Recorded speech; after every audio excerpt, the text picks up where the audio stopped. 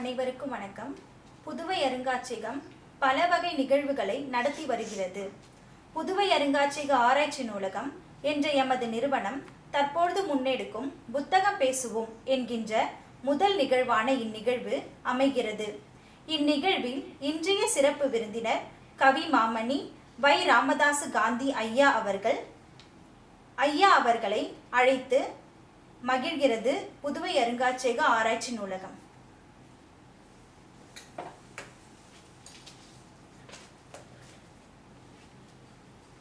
வணக்கம் ஐயா.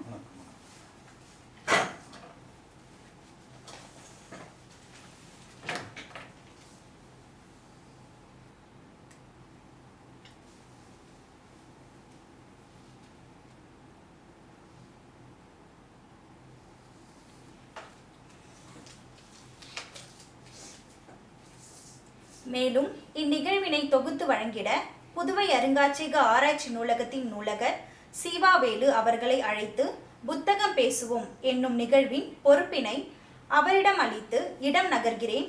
நன்றி, வணக்கம்.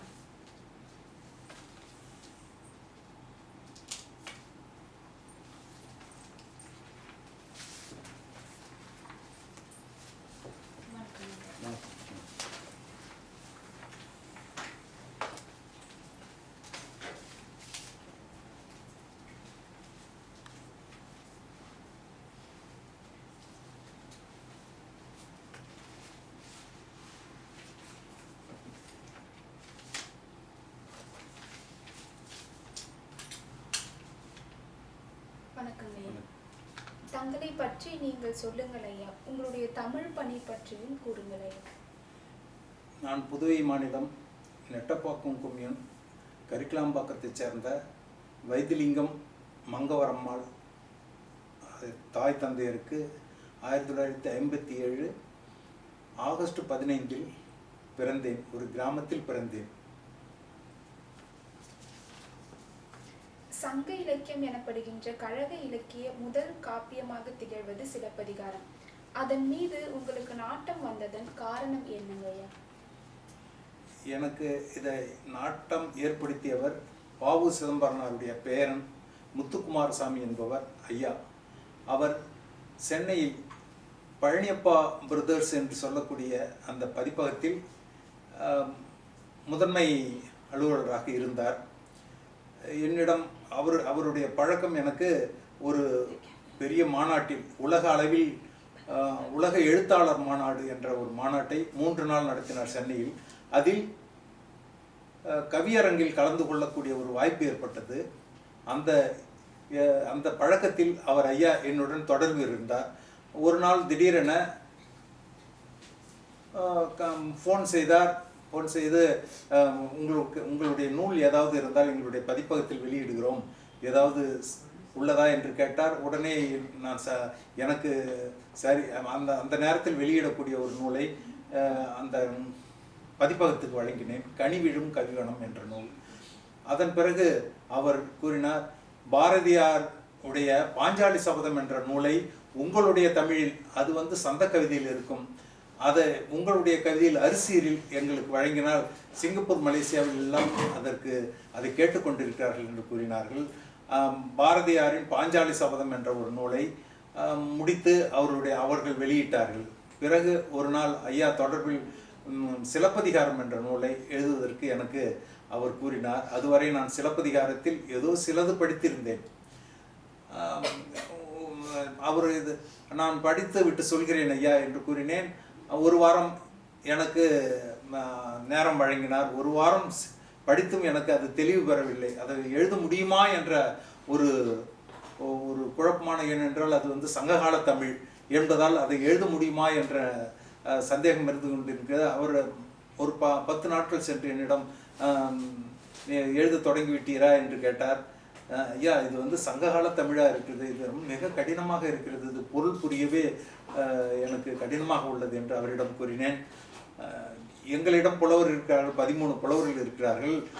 அவர்கள் எழுதினால் அதற்கு ஒரு உரை செய்ய வேண்டும்.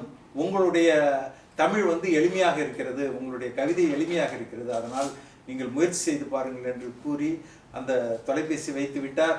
அடுத்த நாள் காலையில் தொடங்கினேன்.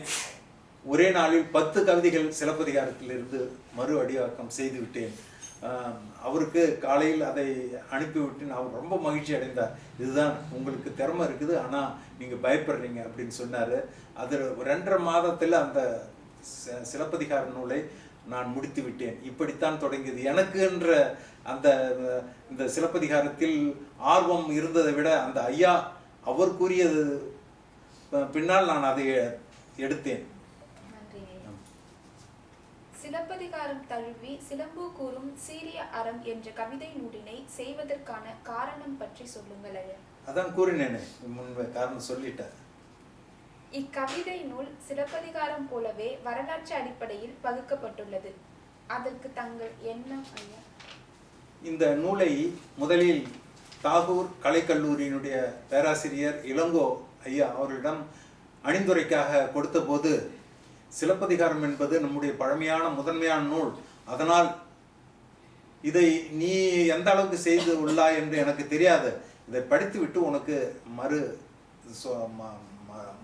வார்த்தை கூறுகிறேன் என்று சொல்லி அவர் 10 நாட்கள் படித்து அற்புதமாக இருக்கிறது இந்த நூலை கல்லூரிகளுக்கு பாடமாக வைக்கக்கூடிய தகுதி அதற்கு இருக்கிறது என்று கூறினார் ஐயா. அதுதான் எனக்கு கிடைத்த ஒரு விருது என்று நினைக்கிறேன். இந்த நூலின் சிறப்பாக தாங்கள் எண்ணுவது பற்றி சொல்லுங்கள். நான் படிப்பதற்கு முன் எனக்கு இது பற்றி அந்த அளவுக்கு ஆழ்ந்த கருத்து இல்லை. ஆனால் படித்ததற்கு பிறகு ஒவ்வொரு தமிழனும் இந்த நூலை தொடாதவன் தமிழன் இல்லை என்று கூற வேண்டும். அப்படிப்பட்ட சிலப்பதிகாரமும் திருக்குறளும் மிக நம்முடைய தொன்மையை, நம்முடைய 3 அரசர்களை, சேர சோழ பாண்டியர்களை சொல்ல, அவருடைய வாழ்க்கை, அவருடைய ஆட்சி முறையை, அந்த நேரத்தில் மக்களுடைய வாழ்க்கை முறை, இவற்றையெல்லாம் தெளிவாக சிலப்பதிகாரத்தில் மட்டுமே பதிவு செய்துள்ளார். அங்கு செய்த வாணிகம், அவர் கடல் சார்ந்த வணிகம், இவற்றை பற்றியெல்லாம் விரிவாகவும் அவர் ஒவ்வொரு கருத்தையும் மிக ஆழமாக பதிவு செய்திருக்கிறார். இப்போது பூம்புகார் என்று சொல்லக்கூடிய அந்த நகரத்திலே கடைகள் எப்படி இருந்தன, ஒவ்வொரு கடைக்கும் அது பெயர் பலகைகள் அன்றே பொறித்துள்ளதாக குறிப்பிட்டிருக்கிறார். அந்த கடை வீதிகளில் அந்த வெளிச்சமான அந்த விளக்குகள் பற்றி மிக அற்புதமாக விவரிக்கிறார். அதுபோலவே மதுரையை பற்றி அந்த வர்ணனை செய்யும் போது மதுரையினுடைய அந்த வீதிகளினுடைய அமைப்பு, அங்கு இருக்கக்கூடிய ஒவ்வொரு தெருவிலும் ஒவ்வொரு விதமான பொருள்களை விற்கிறார்கள், வாங்குகிறார்கள் என்று மிக அற்புதமாக கூறிக்கொண்டு மேலும் ஒன்றை பதிவு செய்கிறார். அங்கு யானைகள் தெருவில் அதிகமாக நடந்து போகுது, யானைப்பாகன் செல்கிறான். அப்படி எதற்கு அந்த யானைகள் இவ்வளவு இருக்கிறது என்று கூறினால், கேரளத்தில் அந்த நேரத்தில் வெயில் காலத்தில் சருகுகள் தீப்பற்றி எரிந்து அதனால் இந்த யானைகளுக்கு ஏதாவது தீங்கு நேரிடுமோ என்று அந்த யானைகளை அந்த வெயில் காலத்தில் மதுரை நகரில் உலாவ சென்றார் என்ற அளவுக்கு அற்புதமான செய்திகள் எல்லாம் கூறுகிறார்.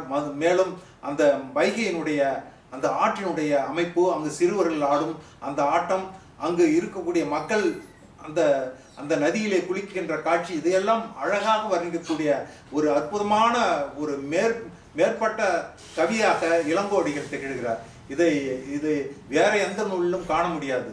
அப்படிப்பட்ட அற்புதமான ஒரு சுவையை கூட்டி சொல்லக்கூடிய இளங்கோடிகள் நமக்கெல்லாம் மிக அவரை வணங்கக்கூடிய அளவிற்கு நாம் தமிழர்கள் ஒவ்வொருவரும் வணங்க வேண்டும் என்று என்னுடைய கருத்து. இந்த நூலினை குறித்து பிறர் சொல்லும் செய்திகள் பற்றி சொல்லுங்கள். இந்த நூலில் நான் சிலம்பு கூறும் சீரிய அறம் என்ற நூலை,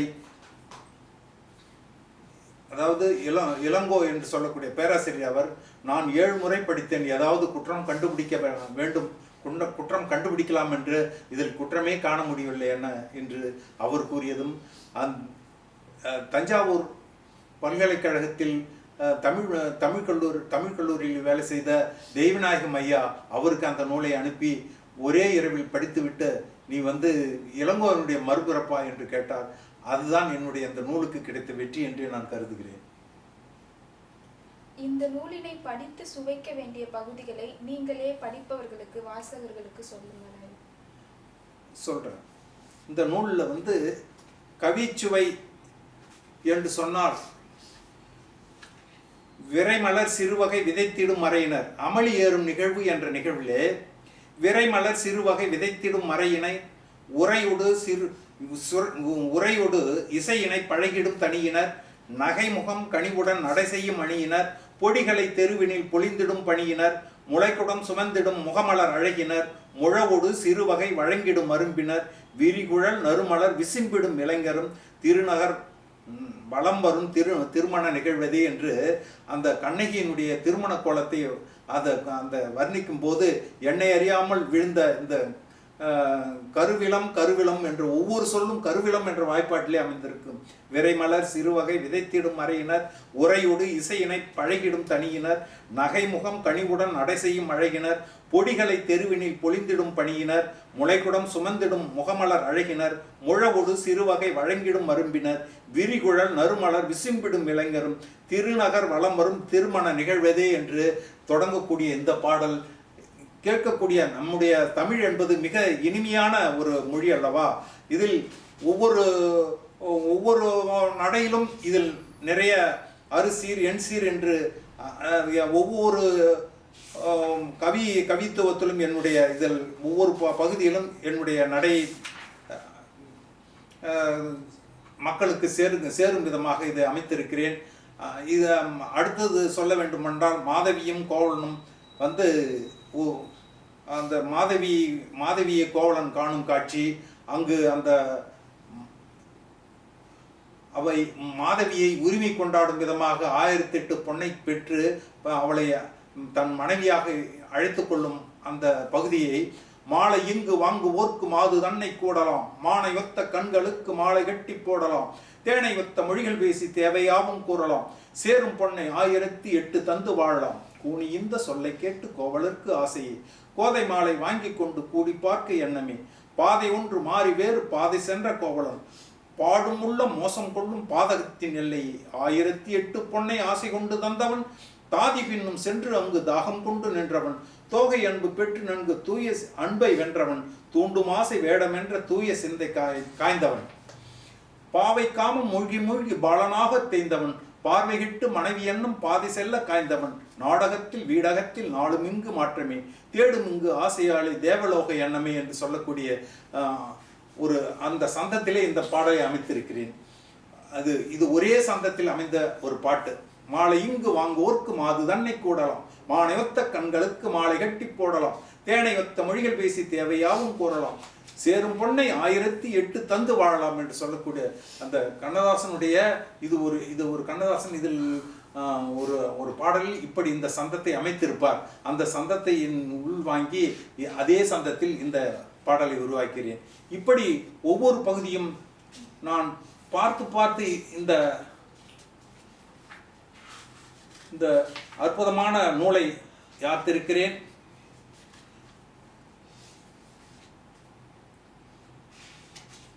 குறிப்பாக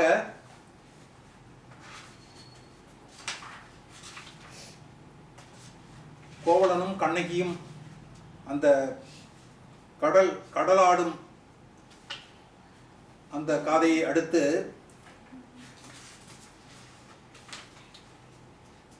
கையல் எழுதி வில் எழுதி கார் எழுதி காமன் செயல் எழுதி தீர்த்த முகம் திங்களோ காணீர் மயல் எழுதி வந்த முகம் மாமலரின் தேனோ கயல் உருவில் சிற்றூரில் வாழ்கின்ற மீனோ இருகரையில் செந்நிறத்து நீர்பரவி ஓடும் உருபரத கண்டு மிதை பயம் கொண்டு நாடும் இருவிழியில் கொலைகருவி செவ்வரியும் ஏனோ வருவழியில் நடுவனுடைய கடை வழியின் மீனோ வருவழியில் வருவழியில் நடுவனுடைய கடைவழியின் மீனோ என்று இதை ஒரு சந்தத்தோடு இதை அமைத்திருப்பேன். இப்படி ஒவ்வொன்றையும் என்னுடைய அந்த பழைய இலக்கியங்களை சார்ந்து அதனுடைய சந்தத்திலே இதை அமைத்திருக்கிறேன். இப்படி ஒவ்வொரு இடமாக என்னுடைய அந்த பாடல் மதுரை காட்சியில் வரும்போது அந்த மதுரையினுடைய அழகை வர்ணித்து மிக அழகாக அந்த பாடலை அமைத்திருக்கிறேன்.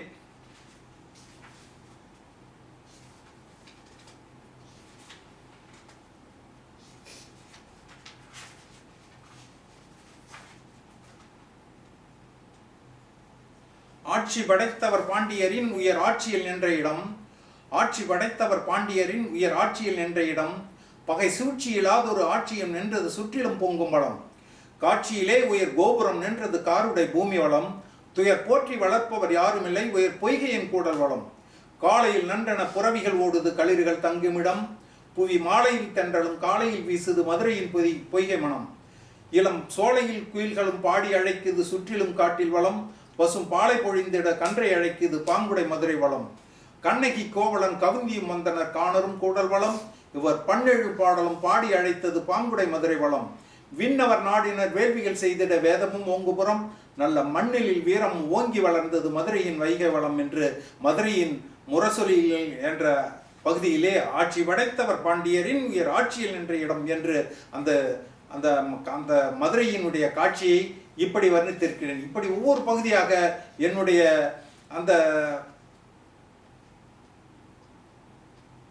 தமிழின் வளத்தை நான் வாரி வழங்குகிறேன் என்று சொன்னால் வியப்பில்லை. அப்படி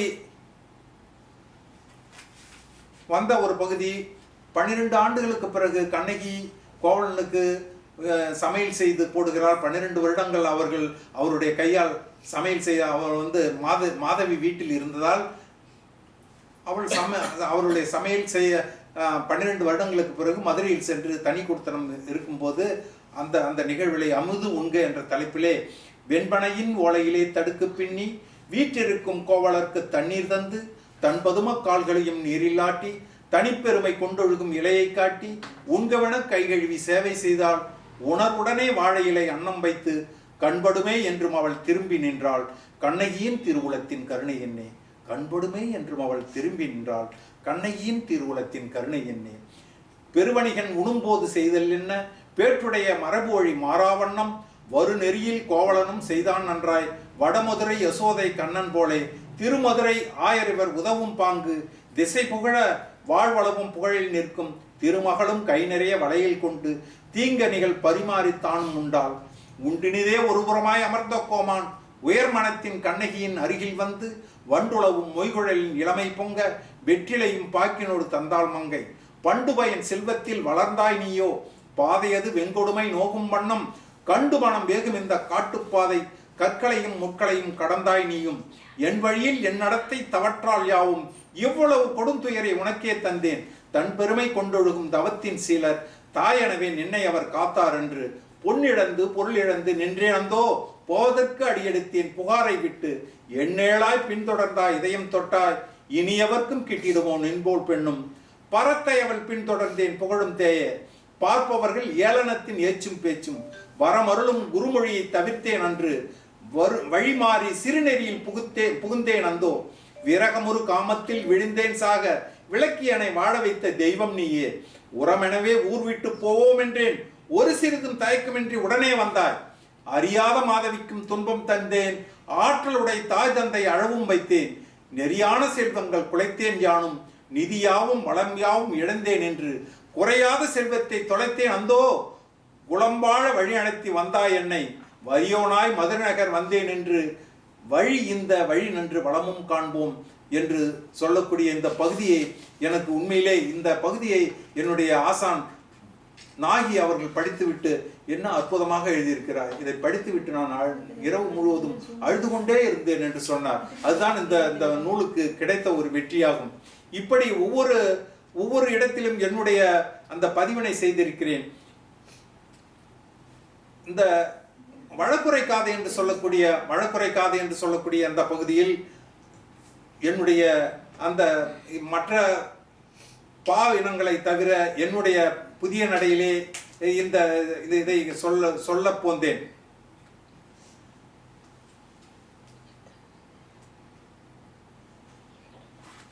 இந்த வாயிற்காவலனை நோக்கி அங்கு அரசம் அமர்ந்த அரசவையில் அவன் வாயில் காவலன் இருக்கிறான். அவனை கண்ணகி நோக்குகிறாள்.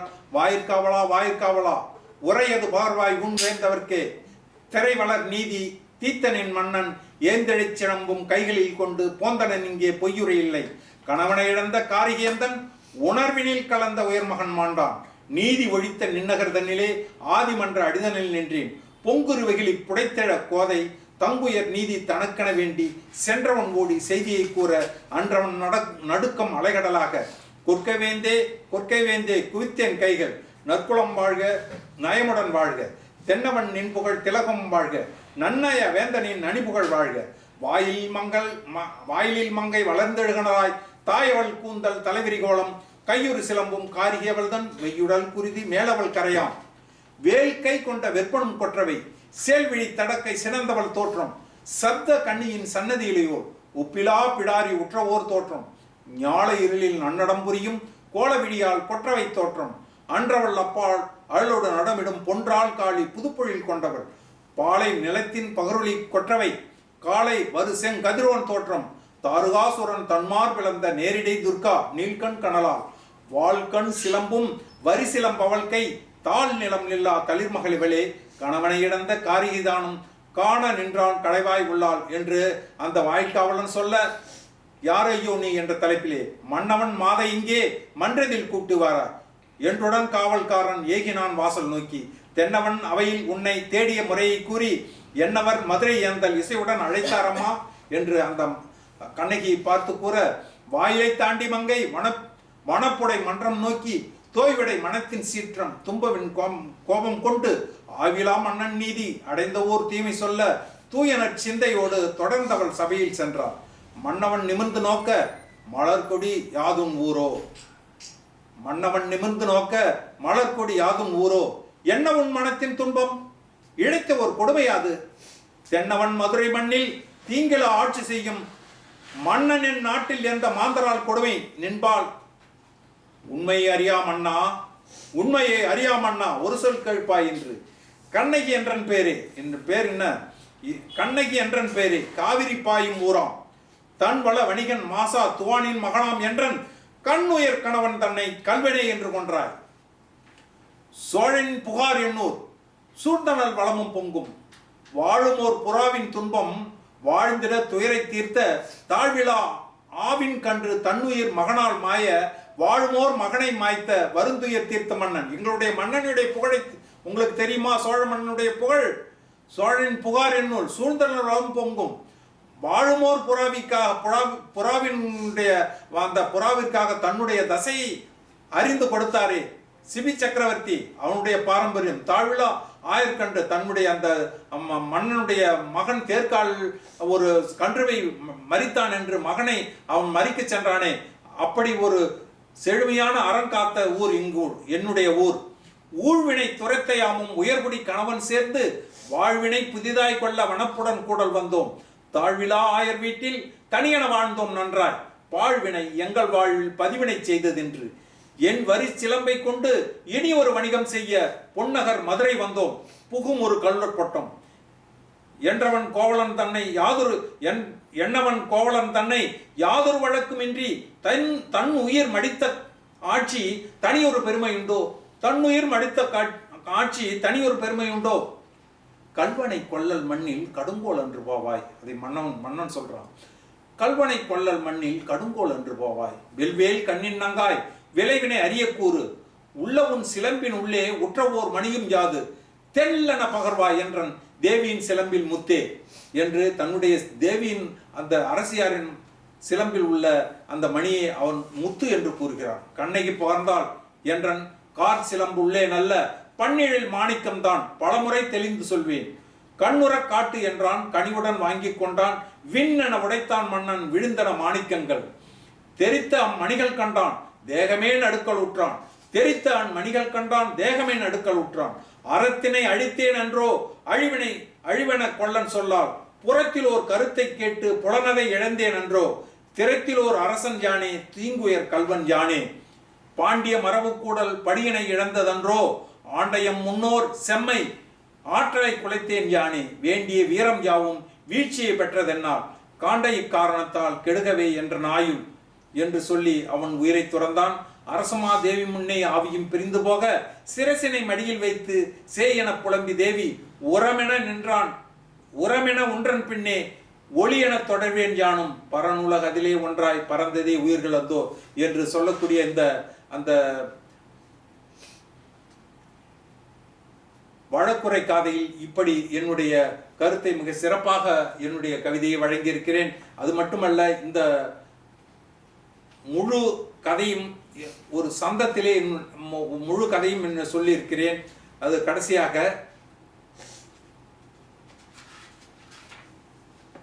காவிரி பாய்ந்திடும் பூம்புகார் நல்ல காவிரி பாய்ந்திடும் பூம்புகார் நல்ல காவிய கண்ணகி கோவலன் இங்கு பாவிரி பாடியும் வேந்தர்கள் உயர் பாவலர் வாழ்ந்தனர் நந்தனார் பூவெறி சோலையும் சூழ்ந்த ஊர் கடல் புல்லின மான்களும் வாழ்ந்த ஊர் வாவிகள் பூக்களும் சேர்ந்த ஊர் என்று கொண்டு வாகையும் தேன்மலர் வாச ஊர் என்று இந்த பகுதியில் அந்த கதையோடு முடித்திருக்கிறேன்.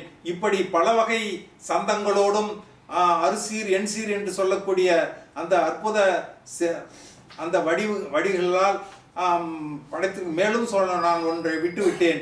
கோவலன் கண்ணகி அவர்கள் அந்த அழகை வர்ணிப்பது ரொம்ப அற்புதமாக, அன்னமே அழகே உன்னை அவனியில் படைத்த தேவன் முன்னை என் தவத்தின் பேரோ முத்தென கிடைத்தாய் என்று சொன்னமே கவிதை ஊற்றே சுவை தரும் அமுதே தேனே பெண்ணை என் கவலை போக்கும் பெருமை நான் மருந்தே என்று அழகாக வர்ணித்திருப்பான்.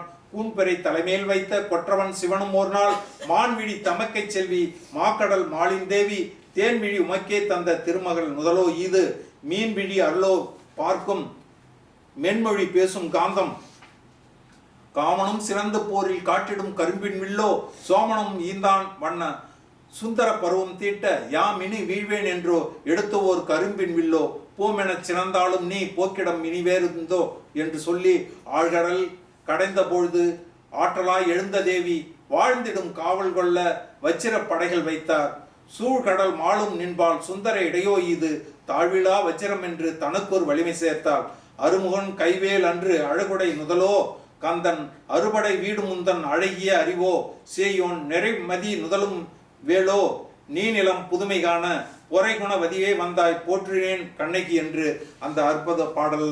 இப்படி பாடல்கள் முழுமையாக இதில் விரவி கிடக்கும். நன்றிங்க. இந்த நூலினை பெற வேண்டும் என்பவர்கள் உங்களை தொடர்பு கொள்ளலாமாங்க ஐயா? தொடர்பு கொள்ளலாம். சிலம்பு கூறும் என்ற சீரியன் அறம் என்ற இந்த நூல் என்னுடைய செல் நம்பர், அதாவது எயினி நம்பர் எண் 890 355 91 84. முகவரியை சொல்லிடுங்க. 22 வை ராமதாஸ் காந்தி 22 கோட்டைமேட்டு தெரு கரிக்கலாம்பாக்கம் அஞ்சல் புதுச்சேரி 7 என்ற முகவரி. சிலம்பு கூறும் சீரிய அறம் எனும் இந்த சிறந்த நூல் குறித்து தாங்கள் அளித்த சுவையான சிறந்த விடயங்களுக்கு எமது புதுவை அருங்காட்சியக ஆராய்ச்சி நூலகம் நன்றியினை கூறிக்கொள்கிறது. இந்நூல் போன்ற பல நூல்களை தாங்கள் இயற்றிட வேண்டும் என்ற வேண்டுகையுடன் புத்தகம் பேசுவோம் எனும் இந்நிகழ்வினை நிறைவு செய்கின்றோம். நன்றி. வணக்கம்.